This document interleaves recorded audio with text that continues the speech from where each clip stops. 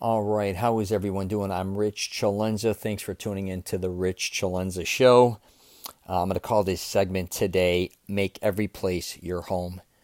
So, when I was growing up, I liked traveling to Florida when I was younger, and I actually would go to California as well. We had family on both sides, so those were the two spots I basically always went to.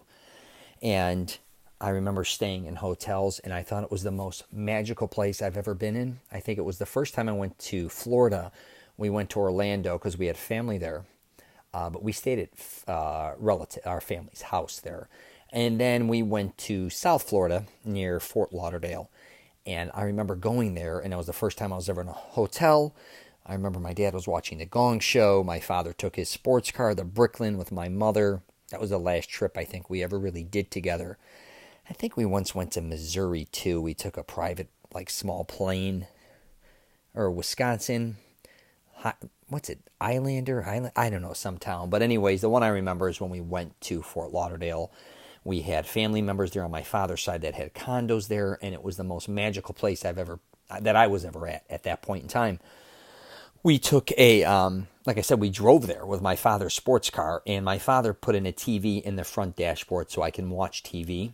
And he also laid the back down, made it into a mattress for me, kind of a bed, and the doors would go up and down, so it kind of looked like a spaceship. The Brooklyn it was an earlier version. It wasn't an earlier version, but it was a version of almost the DeLorean, but it's more made out of fiberglass. It looks, in my opinion, way cooler than the DeLorean. But so when I was there, I remember we kept going places to meet family members and stuff. And I kept saying, can we go back home? And they thought I meant Chicago, which I never felt like going back to Chicago because we left below zero temperatures. And all of a sudden we just kept driving and it kept getting warmer and warmer. I just meant going back to the hotel. The hotel had a pool, TV, bed, restaurants, and palm trees, which is beautiful. I never experienced that before because I was always in Chicago or the suburbs. And ever since then, I fell in love with hotels. So as you fast forward my life, I used to always say my dream was to live in a hotel. And as time went on, I started to watch The Love Boat, and my father owned a nightclub, and then he sold the nightclub, and then he came to Florida. And I used to say, I didn't know what to do in my life. I said, if I don't become a professional athlete, I'm just going to want to be in warm climates and be on I thought maybe I could work on a place like The Love Boat, which, like Julie, I think she was in charge of the entertainment on the boat. And I thought, well, my dad kind of groomed me and programmed me to be involved with entertainment because we did bands, comedians. He had a disco. So that would be a natural fit for me. I thought that was something I would do. And my buddies, we were all having cigars last weekend, and we were talking about that, cruise director. And my buddy kept bringing up, you say you're going to be a cruise director, because I also wanted to be in in a hotel environment, because I don't like being bothered with actually a home. And I've owned many different style homes, even very large homes in gated communities. And the bigger the home just meant bigger expenses and just more problems and more furniture. And I really just liked not having to be responsible for the home, I guess. I don't like landscaping. I don't want to be in charge of electrical. I don't want to be in charge of a garage, landscape, or whatever. Whatever it is, I don't want to be in charge. I just kind of like to want to wake up and go. I'm still like that. So I guess that's one of the reasons the job for the last 10 years, I've been traveling so much, and I've been in thousands of hotels at this point. But be careful what you wish for. I always said my life would be wonderful if I only lived in a hotel, which I ended up living for the last 10 years, basically. I'll be in a hotel tomorrow. I'll be in one the next day as well. So the point I'm trying to make is, though, it has nothing to do with hotels. That's just what I love. Was I realized no matter where I was lately, I should say in the last X amount of years, I started to feel like I was at home. When you first start traveling, no matter where you go, a lot of times, even if because most likely when people are traveling, it's more for vacation.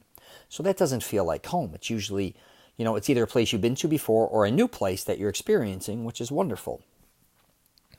But in this case, and the other thing I should say, it's for work. So a lot of times too, when people start traveling like myself, you usually start traveling to different headquarters. You may work Like me, our corporate headquarters is in Illinois, so I go back and forth from there, but I also go to other areas as well for work. In my case, I'm in multiple different cities all over North America for the most part. So it's not just like a lot of people have certain clients. So say you have one in New York, California, and Philly, hypothetically, that's where you'll be traveling back and forth consistently, or you have clients internationally. You keep kind of going to the same spots. In my situation, I'm always in a different city, usually in a different state, different province, so much different. But what I'm getting to that I realized over the years more and more and more is the more comfortable I personally felt in these environments, the better off I was. No matter where I was, I wanted it to start feeling like home, even though I wasn't home.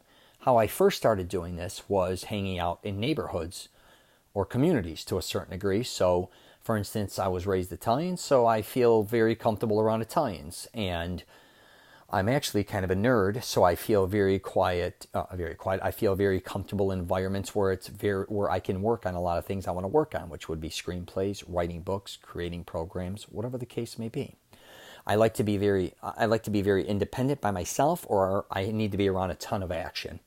There's no in between usually with me. But usually you're going to find me in an Italian restaurant, coffee house, a mall, or a gym, and nothing has changed basically since I was 5 years old. I realized that. As much as I traveled and moved my entire life, I still live only like when I moved to Florida at 18, like when I was 20, I found an apartment that I loved and it was my favorite place. I really still live only a few blocks from there still to this day, which after all the traveling, going back and forth to living in San Diego, Chicago, Florida, I still end up in the one place I felt the most comfortable, and I still basically hang out with the same people and do the same things no matter where I'm at. But back to feeling like I was home no matter where I go. I started to visit, instead of just saying, a lot of people, or most people I think, get comfortable going to the same hotel in the same city. Me, I like to surprise myself. I really only go with Hilton now, hotels, because I know they're consistent. I know what they're going to be like. And I don't want to play Russian roulette, I call it, with hotels. I know what the Hilton brand, what I'm getting usually for the most part. So I stay at Hilton's. But as far as hanging out, what I started to do originally was just hang out in Italian communities or Little Italies. And I really started doing that when I spent some time, like almost 10 years ago actually I should say when I was visiting my cousin in Carlsbad, California. I didn't live there. He started taking me to their Little Italy, which I loved. I grew up in Chicago, which Taylor Street was a Little Italy, which I don't think was really a Little Italy in my opinion. But yeah, I grew up in Melrose Park and Cicero, a lot of Italians there, and it was right next to Elmwood Park. I would say Elmwood Park would actually be, and Melrose, back when I was growing up, was the most authentic Little Italy in my opinion in Chicago. And then when I would go to visit my cousin in California, he's been there 10 years, he would take me to their Little Italy. What is that? That is that Hanover Street that they call it there? I can't remember. I'm there all the time. I can't believe this. I even wrote my books. I'm forgetting the main street, but I'd hang out at Mona Lisa and a bunch of restaurants and coffee shops in Little Italy there. And then when I started to go to New York more, I'd go to Mulberry Street. The only place I really didn't hang out Little Italy-wise was Arthur Street in, I think that's the Bronx. And I'd go to Brooklyn. Obviously, I'd go to Queens. I'd go to, a lot of different areas, but it would be mainly Little Italy, especially in Boston. Me and my cousin went there like 7-8 years ago, and my cousin booked my travel. He says, I'm just going to stick you guys in Little Italy on the north side of Boston. We've never been there before. I'm like, that sounds perfect with me. We fell in love with it. I'd say that's my favorite Little Italy is Boston's. I also went to, they booked travel one time for me years ago in San Francisco. They said, Rich, we're going to set you up in Little Italy. San Francisco, which is right next to Chinatown. Very similar to New York. I said, that's wonderful. Went there. Wasn't as big as I expected, but it was fine. I liked it. And then, like I was saying, when I went to Canada, Edmonton has a Little Italy. So does Montreal. Haven't spent a lot of time in Little Italy, Montreal, but I did Edmonton. I've spent a lot of time in Edmonton. Toronto as well. So I hung out in these communities. So no matter what, I always felt at home. When I go to these communities quite often, especially say, I can't say New York, I actually hang out more at Italy, but I'd hang out in certain restaurants in these pockets. They all thought I lived there. which was quite interesting. But as time went on in my life, regardless about the Little Italies, no matter where I was, I wanted to feel like I was home, and I made it my home. I didn't want to feel always out of place. And I think a lot of times I grew up thinking, and it wasn't people-wise, I don't care what nationality or what religion you are, I don't have the mindset to hold anything against anyone. I could care less. I don't care what religion you are. I don't care what color you are. I'm just too silly for all that shit. It's too nuts.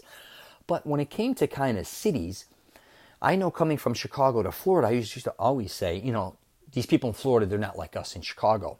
Then a lot of times I'd catch myself in Chicago being like, oh, they're not as open-minded, or they're not as fun as like people in Florida. They don't have the, whatever the case may be. I was always comparing places and kind of making comparisons on a negative type situation. And I found myself just saying, why do I do that to myself? Why am I at somewhere and being miserable and comparing it to somewhere else? And it could be even like a Little Italy. I could be like, wow, this Little Italy, I like coming here, but that one sucks. Or I like coming to this city or state, but that place sucks. Which there are a lot of cities and states I don't like to be in, that I have to go to. Because sometimes when you work and you travel, I always said a lot of times you're going to places where you don't want to be. Right? You usually, for the most part, live where you want to be. And don't get me wrong, after going, if you go to New York, everybody's always like, oh my God, you get to go to Manhattan all the time. I was just there last week. I'm going to Jersey tomorrow. You get to go to California. Not long ago, was just there. I got to go to Toronto next week. South Carolina, beautiful. All these wonderful places. But after you've been there a few times, don't get me wrong, there's really, you know what I mean? It's not a vacation. For one, it's work. And two, after you've been there how many times, you're only going to do what you really wanted to do when you're there. And a lot of people will be like, well, if you're in New York, you could go do this, this, this, this. When you're in LA, you could do this, this, this, this. Sure, you can. But I'm only going to do what I want to do. You could do a million things. You can also spend $1 million doing all these things, which people don't understand either. But I'm going to do only what I want to do. But I see a lot of people only being comfortable if they're either at home or going on a vacation or going somewhere where they're 100% in kind of control of their environment, which is understandable, or they know about that environment is what I should say.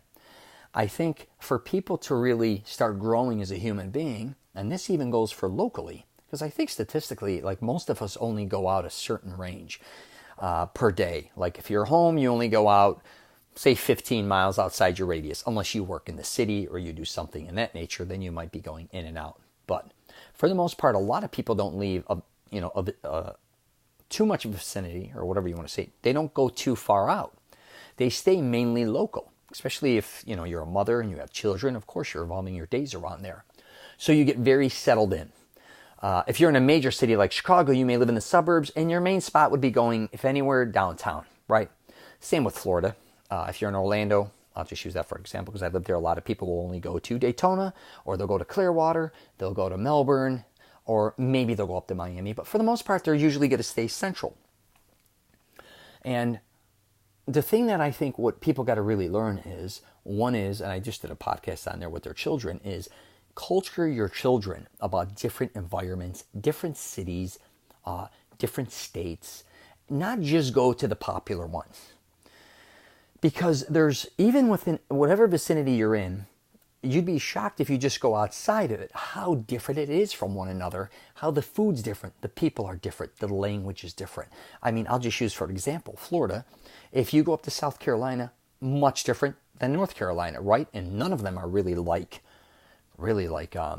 Orlando, Florida especially, or Florida in general. Even if I go up to Atlanta, Savannah compared to downtown Atlanta, two different worlds, and they're not that far from one another. I'm just using for an example again. If you head up a little more, you go to the bayou, you go to actually hook around, you go to Louisiana, you go to the bayou. Again, what an entirely different environment. I never knew this because my mother, for the most part, they liked Florida. And my mother's, I don't think has ever been to she went to Boston, I take that back. But my father's never even been to the East Coast. The guy's 75 years old. He's never been to Italy. He's been to California, but he was in California like in the early 60s. It's crazy. You can really probably count on maybe two hands because he used to do conventions, but he really hasn't been anywhere for the most part. When he talks about places, I'm like, you have no idea what you're talking about. And I don't mean that in a bad way. Because one is if he visited them, it was 30, 40 years ago. Or number two, he just knows it from the news. He really doesn't understand what it is to go to places like San Francisco, hypothetically. Like really it is the West Coast style New York. What it really is to go there, and then all of a sudden you're in Napa, and then the next minute you're in Santa Barbara, you're in LA, then you're in San Diego.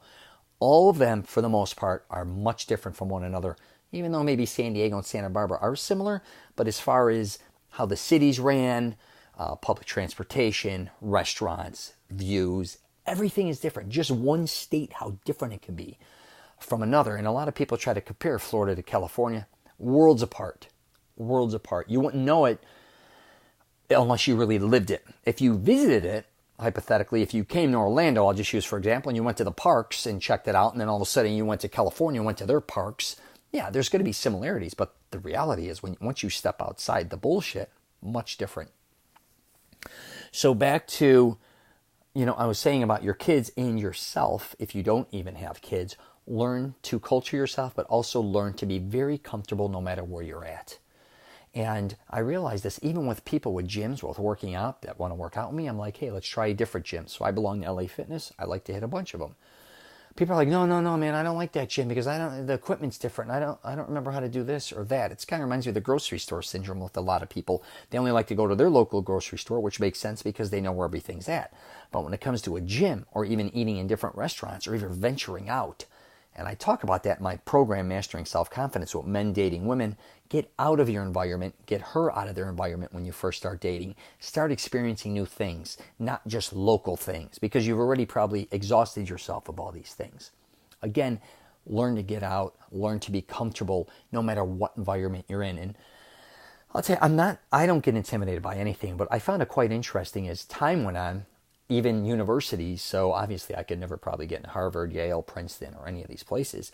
But I found myself hanging out in these areas because I was always, for the last 10 years, writing. So I wrote 2 books, The Model Bible, Wingman. Before that I wrote like 6, 7 screenplays, but I wrote like 4 screenplays as well. And now I'm working on my program. But I loved going near the universities, even the Starbucks. I'd eat in their restaurants. I just started hanging around in those environments, and you meet different people, from professors to students and everything in between. That by no means made me smarter, but what it kind of made me was somewhere where I thought I would never feel comfortable, I became extremely comfortable. And again, that doesn't mean I'm in the university by any means. I'm not even in their libraries, but I started to shoot videos there because I was there so often. And I really started to love Princeton. For some reason, I was downtown Princeton quite often with work. Certain smoothie places, and Harvard Square I liked a lot. Even the University of Chicago, that's kind of in a bad area, but I like to take my daughters there. It's such a beautiful just environment there, that little pocket. And let me get some water here. So my other point is, be open-minded and learn that sometimes where you think you don't belong, you may belong a lot more than you think, if that makes sense. So you may think these type of people are nothing like me, or that type of environment is no one would accept me, or I won't feel comfortable. I don't even care if you like you want to do an open mic night at a comedy store. You may think you always want to write comedy. You're like, no, I suck. No one will laugh at me. I don't want to go there. The truth is, you don't know. Put yourself out there. And again, you don't always have to go full throttle. My buddy used to do an event at the comedy store. And I was going to comedy, whatever you want to call them, locations, bars. I keep calling it the comedy store. That's in California, LA. But I used to go to, bar, people that are doing comedy at 10 years old because my father would book people. And then my buddy would beg me. I met him 15 years ago. He moved to LA. He was running events at the comedy store on Sunset. And he begged me to just please go on stage, Rich. Just be like an Italian Don Rickles, rip on everyone, write material because he thought I was so nuts and stuff. So I'd go there, watch his events on Tuesdays. It was like even before Kevin Hart blew up. And they'd have tons of comedians there. I mean, everybody was there. It was amazing. I'd go there. He'd put me front row. And then when no one was there earlier, he'd bring me on there. He'd bring me on the main stage or bring me into different sections of the club, the comedy clubs. And I would stand up there. He would take a photo of me and I would do some shit off the cuff. He'd laugh. He says, please do an open mic. I never did it because I never thought I could memorize it. But I was in the environment. I kind of know what it's about. And I know I'm a little extreme kind of putting myself anywhere, or I don't care where you kind of put me. But again, I didn't experience all the way, but I went there and kind of got a vibe. Maybe I will do that in the future. Maybe I won't, but I wasn't afraid to at least test it. I know I didn't test it necessarily with an entire audience or do an open mic night. I just wasn't that interested in being a comedian or going on the road doing that, or even I seen that. It was just like a rock and roll, like a lot of guys want to be rock and roll stars, but I was raised with a lot of musicians. My father, even being a musician, I seen them building up, breaking down, all their equipment and the touring and all this shit. I'm like, that's not my thing. I didn't want to deal with band members. I got a taste of it. I don't think a lot of people get a taste of what certain things are like, and you should do that if you get the opportunity. Don't say I want to be a rock and roll star, and then not realize how much work that goes into that, and how, for the most part, usually you end up broke. You have to tour. You have to learn how to write music, or you got to learn how to be successful. It's not just about partying and drinking and doing drugs or whatever the hell you want to do. So. Back to getting comfortable, no matter where you're at. Yeah, take some chances in your life, and I'm telling you, the more open-minded you are, and kind of putting yourself in places that you're going to feel uncomfortable and learning how to be comfortable, I think the better off you're going to be in your life. Now, that doesn't mean all of a sudden I'm telling you to go into a bad area and all of a sudden play it off like you're tough. That is not what I'm saying at all. What I'm saying is, if you have some things that you'd like to get accomplished, or back to if you want to become a musician, start hanging out with band members, you want to be a comedian, start hanging out at, different locations that carry comedy, that are doing comedy. If you want to start being a public speaker, start going to events, start hanging out with people that are doing that, not only big time, because a lot of people, I think, look at things and it's extreme. And like, say, Tony Robbins, if you like Tony Robbins, you go to one of his events. Yeah, that's extreme. Most public speakers are a lot of times only speaking, it could be 10 people up to 50, or it could be 100. Go small. Don't think to the largest degree, if that makes sense, because I think that's what people think all the time. It's like saying even you wanted to do, run a marathon. You don't have to start at the Boston Marathon. You can start with something local. But you have to put yourself out there and learn to be comfortable in that environment. And it may scare you. A lot of times a change, or just being open-minded and learning to take those risks again, is scary. But again, the more you challenge yourself, and again, the more you start feeling you build some momentum and start going to places besides the same places you're always going to, which is usually work, the same restaurants, if you've got kids, their school, same friends, same environment, maybe same gym, I don't know, same Starbucks, same whatever. You keep doing the same thing over and over and over again, it becomes redundant. Try to just branch out and really teach your kids to branch out. And I did a podcast saying regarding bullying and stuff. One of the reasons your kids may be being bullied is because of you. I didn't mean that to be horrific or attack parents, but a lot of times parents got to teach their kids that about the streets and how to truly protect themselves. And again, you may find yourself in environments that are out of your control, but you know how to handle yourself in those environments. Or you may find yourself in a horrible situation. But if you're comfortable being in many different situations, it's not going to be that uncomfortable, if that makes sense. If you want to learn self-defense, hypothetically, you or your kids, both of you, I know a lot of parents only take the kids, and the parents are sitting there and they don't have any strengths regarding how to protect themselves or their kids, but then their kids are getting, if they take martial arts, they could be getting different belts, or if they're doing jiu-jitsu, the parents should be doing it too. But a lot of parents are afraid to branch out, which I understand as well, but again, you have to understand the more you kind of test yourself, and the more kind of you make yourself uncomfortable, the more you're going to start becoming more comfortable. That's what I think. So I just thought I would do a podcast on that. If you get a chance, check out my YouTube channel, Rich CELENZA. It's just basically my name, Rich, CELENZA. If you like this, actually, I have a program out called Mastering Self-Confidence, and it's to help men find the woman or women of their dreams, even if they've been through a bad breakup or divorce, definitely check that out. That's at masteringselfconfidence.com. I'm on LinkedIn, Twitter, Facebook, and Instagram as well. So what else do I got besides that? Yeah, I'm always going to be posting on my YouTube channel too, different gyms I go to, different things regarding mastering your self-confidence, and it's very similar to this subject. I actually listen to this. I'm going to listen to this podcast, but I was just listening to myself, and I wish I would have maybe incorporated a little more of this into my program. I do it with women, how a lot of men have to learn how to be comfortable around all different types of women, especially the ones they're interested in, and about how to put yourself at the right place at the right time. Because most people, again, are afraid to break out and experiment, because a lot of men, for one, they don't even know what type of woman they want, but even if they do know, they're afraid to either go after it or put themselves in environments where those type of women are at. And I don't mean that in a sleazy way. I just mean that even from a nationality way, or even a religious way. Whatever you're really, whatever you want, you've got to learn to go after it. It's not coming to you most likely. Okay? You have got to put yourself in the mix. All right, I'm going to wrap it up there. Take care, and I wish you nothing but the best.